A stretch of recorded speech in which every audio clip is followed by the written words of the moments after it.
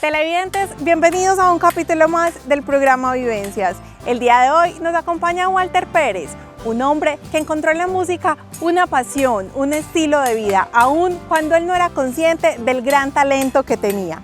Los invito para que nos acompañen y conozcan esta historia.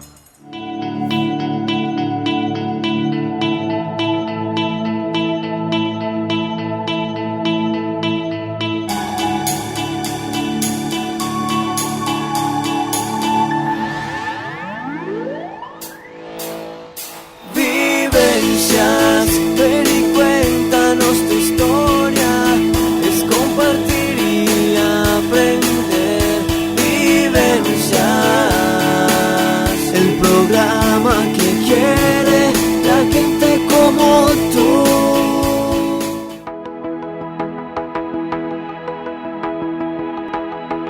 El protagonista de este nuevo capítulo es Walter Pérez, un hombre de la ciudad de Medellín que hace algún tiempo llegó al municipio de Ciudad Bolívar y empezó a forjar otra parte de su historia en la cuna de arrieros. Walter aún recuerda que en su casa no podía faltar la buena música y que a su mamá le encanta. El gusto fue heredado, pues es un fiel amante de las melodías.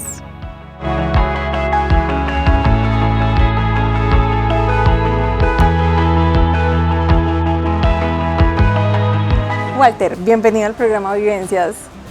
Muchísimas gracias por la invitación, de verdad que quedé sorprendido cuando me dijeron que querían un poquito de mi historia en la parte musical, entonces estoy muy agradecido por esa oportunidad. Como le decimos a todos nuestros invitados, nos encanta a veces cuando nos llegan invitados tan sorpresivos como tú, y es que compañeros o algunas personas se acercan y nos dicen, ve, tal persona tiene una historia súper chévere. Primero porque vemos que realmente la gente se engancha como con esas historias de vida, sí, y consideramos que todos tenemos una historia para contar. Sí. Entonces, empecémosle a contar un poquito a nuestros televidentes quién es Walter. Bueno, Walter, soy Walter Pérez, soy de Medellín,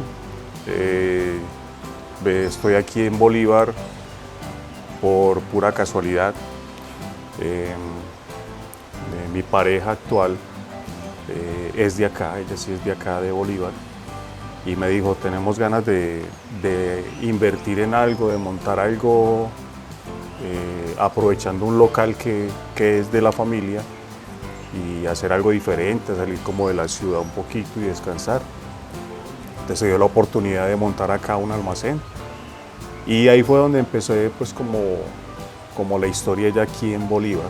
Entonces yo vengo de Medellín, mi familia toda es de Medellín, mis padres Héctor y Elvia, unas personas maravillosas en nuestra vida, como lo es todo padre y toda madre que son pendientes de las necesidades y de las cosas de uno, pero a la vez unos compinches en la hora de lo que es la música como tal.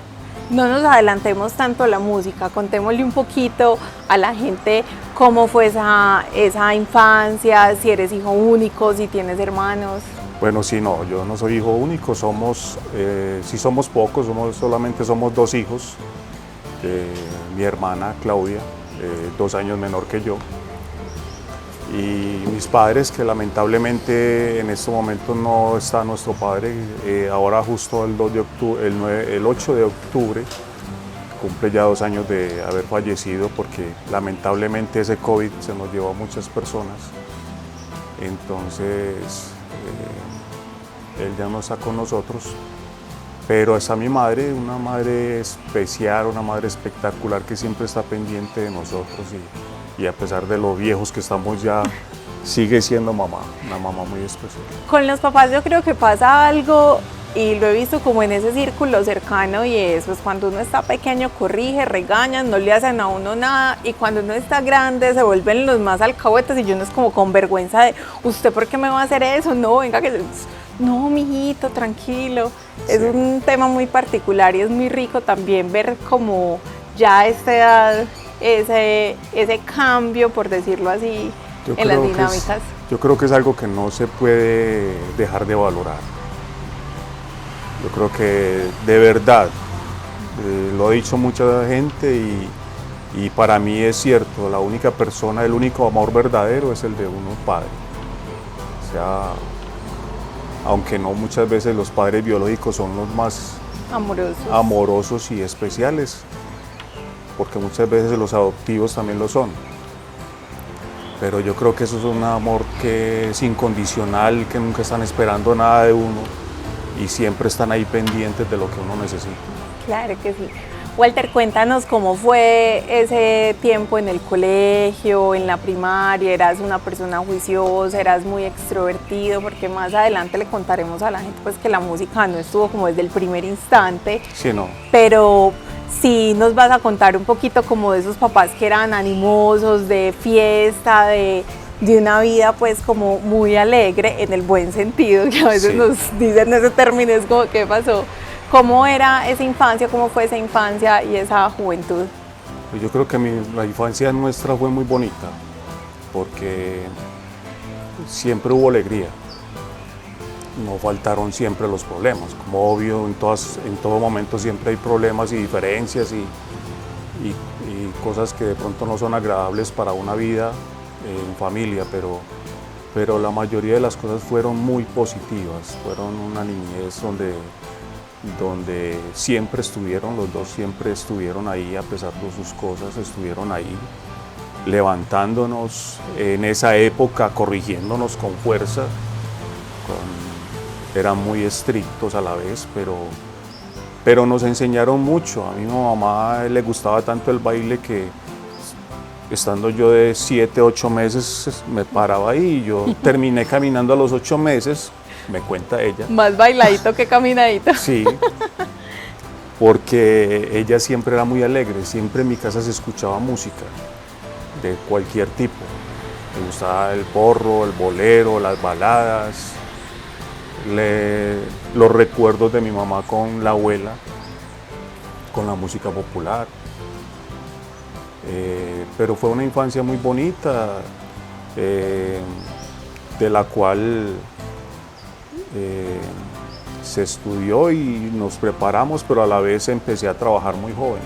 Empecé a trabajar a los 14 años.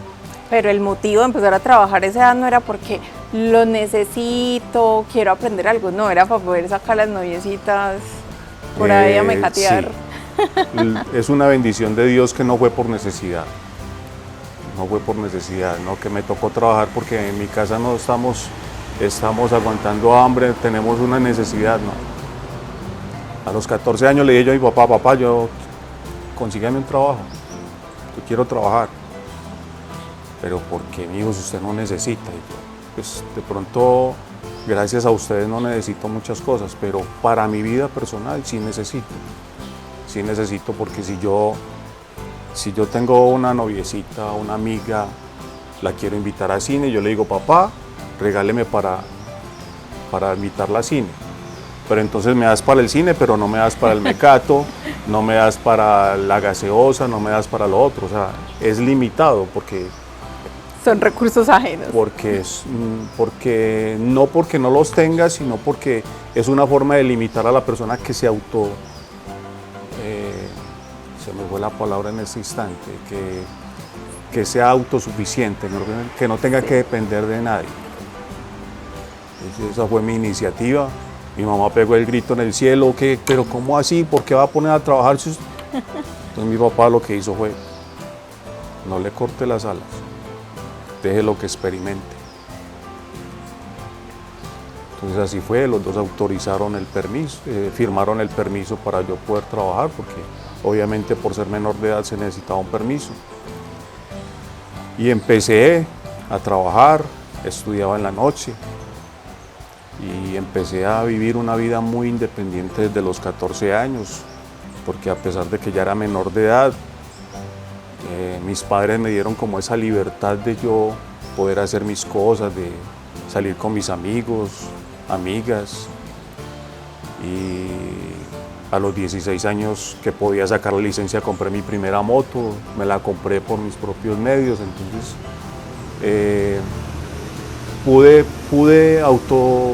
ser autosuficiente desde muy joven. Entonces, no, lo de la vida mía yo creo que fue muy especial, gracias a Dios. No hubo necesidades, solamente las cosas que se presentan en el camino. En el tema de la música, tú nos cuentas como de esa afinidad de tus padres por la música, más ellos nunca fueron músicos, pero se rodeaban como de este círculo. Mi papá fue muy aficionado, él le fascinaba la música, él fue coleccionista de música. En mi casa, donde vive mi mamá, encontramos una cantidad de LP, porque le gustaba mucho coleccionar música. Tenía muchos amigos músicos, dentro de ellos estaban los del conjunto Miramar, que este conjunto Miramar en esa época fue muy reconocido. Jairo Darío Gil, que era el cantante, Jairo Grisales, que era el acordeonista, el que tocaba el acordeón. El mejor amigo de mi papá, William Jaramillo, que era el que tocaba la batería, el timbal, era percusionista. Y ellos iban mucho a mi casa porque como sabían que en mi casa siempre había rumba, había 8, 15 o 20 días había un baile en mi casa. Entonces, esa motivación del músico de la época, que donde haya traguitos siempre Ahí vamos a estoy. estar. Entonces, dijeron vamos a hacer un ensayo en la casa de Héctor, que era de mi papá. Y yo siempre era pendiente de la percusión. Entonces William empezó como a analizarme, que me gustaba mucho el tema y me dice, ¿oíste, Walter? Vení. Toca esos bongos. Y yo, pues yo no sé, no, tóquelo. Hagan un ritmo. Empecé a hacer un ritmo ahí, lo que yo siempre se me grabó la percusión. Sin haberme enseñado nadie, yo siempre desde que tengo uso de razón, siempre que escuchaba un tema no escuchaba la letra, escuchaba la música. Y dentro de la música más la percusión. Entonces yo, con base en lo que yo escuchaba, yo hacía un ritmo. Entonces con ese ritmo que yo hice, dice William, bueno muchachos, con este ritmo va tal tema y me pusieron a tocar ahí. Y eso para mí fue mucho más grande fue lo más grande que me sucedió en ese momento, porque es algo que desde vuelvo y reitero, desde que tengo uso de razón, para mí ha sido la percusión lo mejor que ha pasado por mi vida. Cabe contarle a la gente que tenías tan solo 10 años en ese momento y que después de esa experiencia el tema quedó ahí. El tema quedó ahí. No siguió como No, esa sí. formación No o esa hubo- práctica. No hubo, pues como en ese momento, no hubo como, pues mis padres no se dieron cuenta del tema y no dijeron, bueno, siga con el tema, si a usted le gusta, siga, no. De hecho, en esa época, ellos eran más pendientes de las necesidades y de sus cosas que en realidad eso era una iniciativa que yo fui tomando en el tiempo, que ya después de mucho tiempo, yo tenía, pues, cuando esa experiencia fue más o menos a los 10 años, fui al ejército, después del ejército salí, empezó a crecer mi familia, saliendo del ejército inmediatamente me conecté con la familia, entonces ya nació mi hija y empecé ya más distanciado todavía de la música porque ya había una razón por la cual hacer Concentrarse en mucho otras más cosas. esfuerzo, mucho más trabajo, que era una familia. Fuiste un papá joven y también has sido un hombre que se le mide muchas cosas. ¿Cómo fue esa experiencia de ser papá joven y de empezar a encontrar como en el mundo ese punto? ¿A qué me voy a dedicar? ¿Qué estoy haciendo? ¿Para qué soy bueno? No fue fácil. Además No fue sales del nada fácil. ejército ya a enfrentar esa realidad. Sí, porque es ¿Cómo una fue realidad. esa transición? Es una realidad totalmente diferente. Yo salí del ejército, la novia que tenía en ese momento quedó en embarazo, salí muy acelerado del ejército y ya empezó esa etapa porque yo salí del ejército sin una preparación en ese momento todavía porque solo había terminado el bachillerato y no había hecho nada más, entonces ya me tocó empezar a trabajar en lo que empecé con mi papá a los 14 años, que fue con maquinaria de inyección y soplado de plástico, mecánica hidráulica. Entonces conseguí un trabajo ganándome en ese momento el mínimo porque no entré como mecánico sino como un operador normal. Me fui ganando con el tiempo el conocimiento que le fui dando a la gente que eran mis jefes, se fueron dando cuenta de mi conocimiento, entonces me fueron ascendiendo. Hice varias cosas. Esa época, muy joven, yo tenía apenas 21 años. Ya resulta que la mecánica hidráulica ya no era como tan agradable para mí, porque yo he sido muy de la calle y estar en una fábrica encerrado todo Tan un día, operativo. tan operativo en una fábrica todo un día se volvía estresante. Entonces pues ya empecé a experimentar muchas otras cosas, estampación. En una ocasión de un bajón económico un poquito duro me tocó hasta meterme en vigilancia. Un año que estuve ahí, pero yo digo que fue de las experiencias más aburridoras porque no soy de ese tipo de personas que son tan pasivas y tan quietas, entonces tampoco fue aunque fue una experiencia agradable porque gracias a Dios resultó algo para hacer en el momento y no dejar a mi familia aparte. Además porque la familia siguió creciendo. Y siguió creciendo ya. Y después ya me separé y empecé a hacer muchas otras cosas. Hice un curso en una escuela de conducción y me dediqué ya muchos años a la escuela de conducción. Dejé la escuela de conducción para venirme para acá, para Bolívar, a estar ahí pendiente del almacén. Pero en ese transcurso de los 28 años más o menos, fue donde ya me llamó William y me dijo lo de la música, que vení, que yo sé que vos sos capaz y toda la cosa. Entonces me encontré con otro amigo que tenía un proyecto de un grupo de son cubano. Y eso es otra de las pasiones que ha sido de la familia. De hecho, mi papá desafortunadamente tenía muchas ganas de ir a Cuba y no pudo. Mi mamá quería cumplir ese sueño porque era de los dos. Y obviamente contagiados nosotros, me dice mi mamá, nos vamos para Cuba. Hace 2 meses estuvimos en Cuba y nos dimos ese gusto, esa cultura me ha llamado mucho la atención.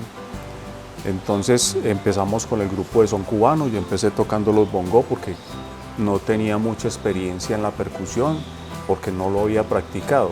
Sí tenía como algo de conocimiento al escucharlo, pero nunca lo había practicado lo suficiente, entonces empecé con los bongos a tocar el son cubano. Empezamos a crecer el grupo, no fue fácil porque el son cubano tiene una cultura muy diferente, o sea, es una forma de tocar muy diferente a lo que es la salsa, a lo que es lo tropical. Entonces fue difícil conseguir un bajista, un pianista que se adecuara a ese ritmo, a esa exigencia, porque el son cubano es muy exigente.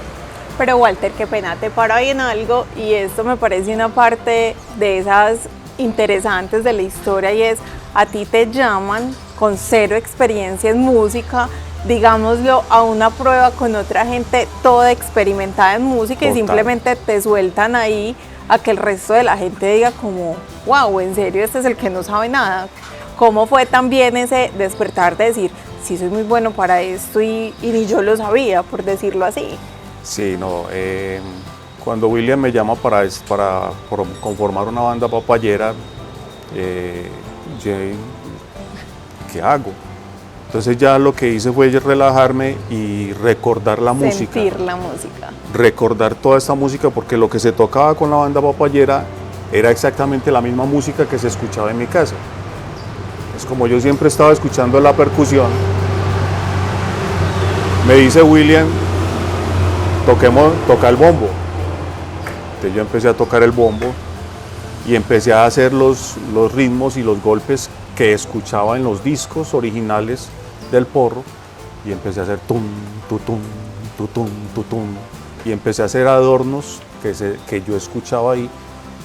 Y le pregunta, cuando terminamos el tema, le pregunta Mateo, que era el trompetista líder del grupo, William, ¿cómo te pareció? ¿Cómo lo escuchaste? Y William, ¿cómo me estás preguntando eso? Por Dios, no acabaste de escuchar lo que hizo él. Está tocando sincopado, eso no lo toca cualquiera.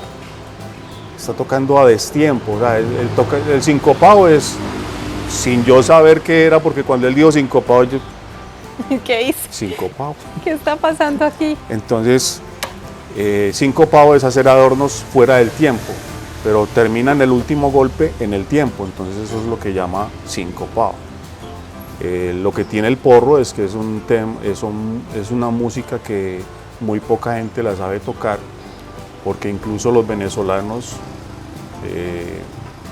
esto me lo contó mi papá, una vez fui a un concierto de Lavillos y le dijo a Villo Frometá, se le arrimó y le dijo, maestro, tóqueme un porro. Y el venezolano le dijo,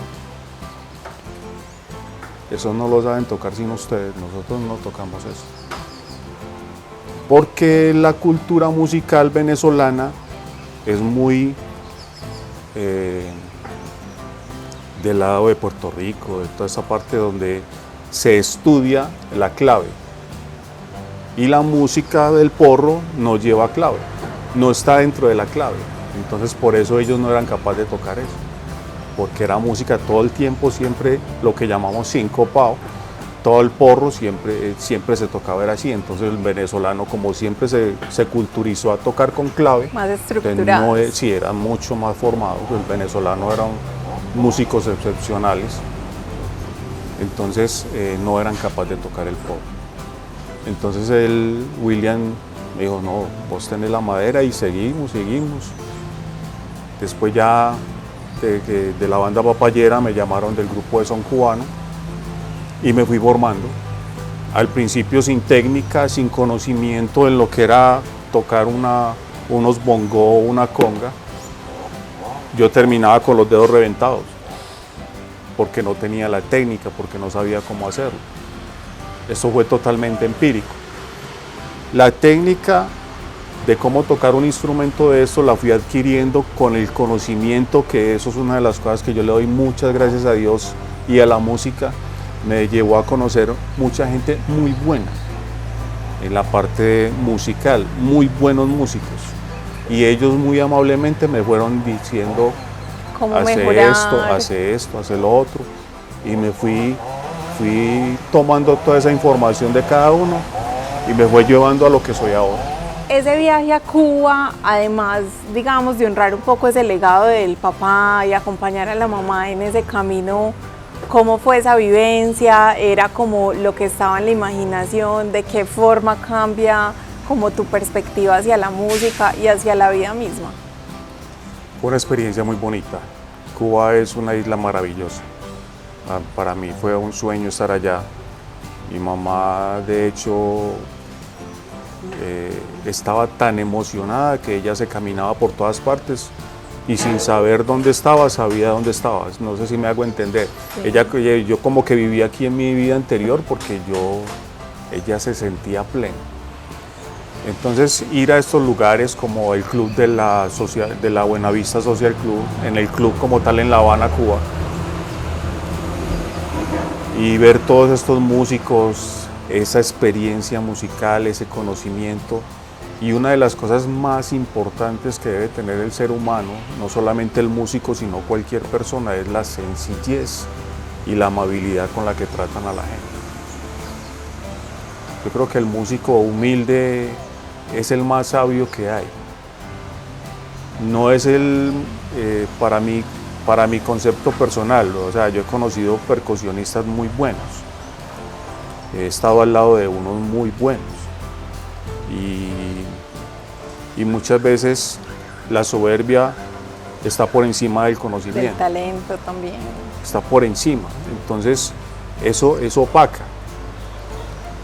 Si uno llega humilde, pero uno dice, yo no tengo mucho conocimiento ni tampoco tengo tanta experiencia en la percusión, pero llevo el ritmo como en la sangre, lo llevo, entonces yo soy capaz de acompañar a cualquier músico en cualquier ritmo que quiera. Así no tenga el mejor conocimiento en técnica, yo le acompaño en el ritmo. Y hay personas que incluso, una experiencia que tuve con la Escuela de Música de Medellín, allí conocí al hijo de la dueña de la escuela, a la esposa y a los profesores.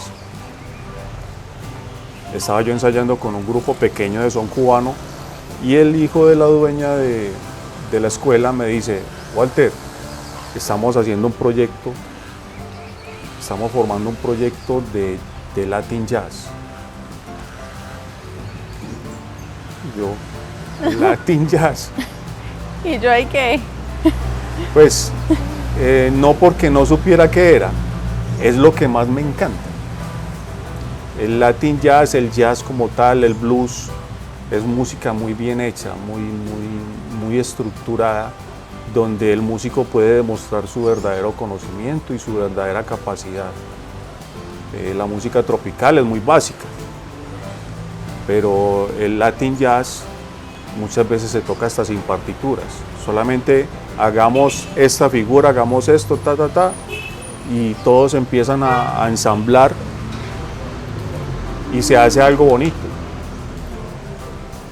Pero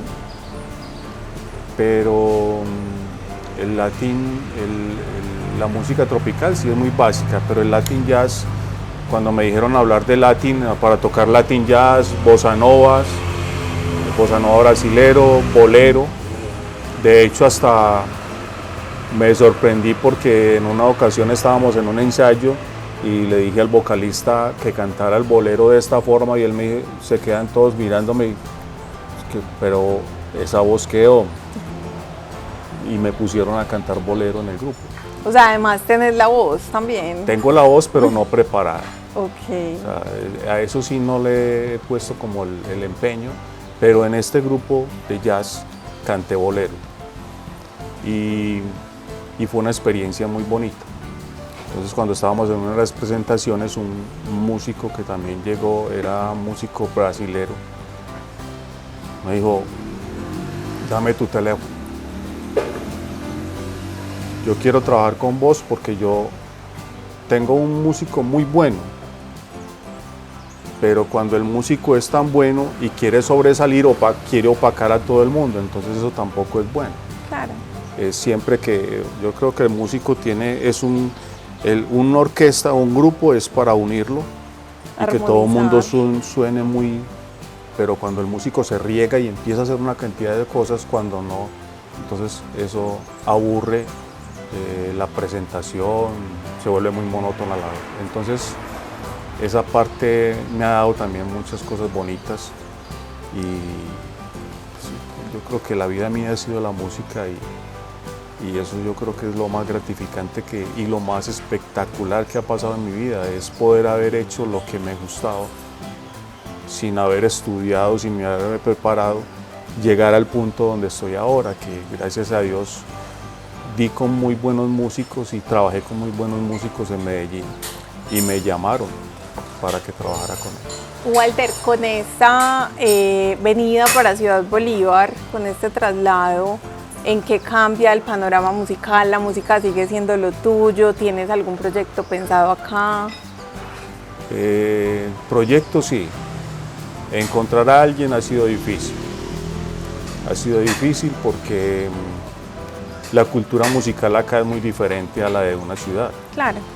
Es totalmente diferente, aquí se escucha mucho la música popular, la música pues como muy básica, lo que es popular, algo de tropical, algo, porque donde voy siempre escucho es popular. Claro. De hecho aquí se formó una orquesta con los músicos de acá de Bolívar, reconocidos acá. Empezamos a trabajar, de hecho tocamos en las fiestas de San Gregorio. Estuvimos tocando allá, el grupo sonó muy bien. Los músicos quedaron tan contentos que llegaron y me dijeron: vos vas a ser el director musical. Otra experiencia más en mi vida. Entonces yo les empecé a decir a ellos: muchachos, hay que hacer esto para que esto suene bien, hay que hacer esto, tal. Pero algunos, por pereza de estudio, por muchas limitaciones Tiempo. el tiempo, lo que sea, no lo quisieron hacer, entonces más bien Se dispersó. nos disolvimos porque en vez de ser algo que uniera, antes estaba desuniendo. Entonces, no, la persona cuando quiere hacer algo lo hace y se prepara para eso. Entonces, yo me preparo para hacer lo mío. Si me dicen hagamos esto, yo lo hago porque me encanta. No pienso tanto en el dinero, sino en lo que me satisface a mí personalmente, la música. Entonces hay diferencias en muchas cosas y por eso más bien por ahí en estos días estamos hablando con otros 3 músicos. Dentro de ellos hablé hace 8 días nada menos con el profesor de la Escuela de Música, Javier Lorza. Le comenté, ve, estamos como con la idea de este proyecto, tocar una musiquita suave y toda la cosa, y el hombre me manifestó que le llamaba la atención a pesar de sus ocupaciones.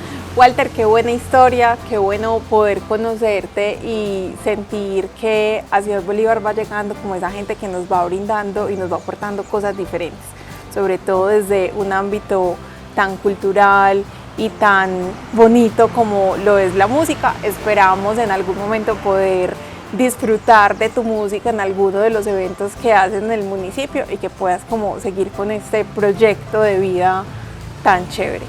No, a ustedes muchísimas gracias por la invitación, de verdad que me sorprendí mucho cuando me dijeron que si deseaba estar en el programa, y para mí encantado porque es una forma de concientizar a las personas de que la música vale la pena, de que valoren, de que las personas valoren lo que es la música, porque la música nos trae muchas cosas buenas, la alegría, la tranquilidad, nos quita ese estrés de la vida laboral, de la vida cotidiana. Entonces esperemos que las cosas se den para que podamos hacer algo acá bien hecho. Muchas gracias, Walter. Gracias a ti.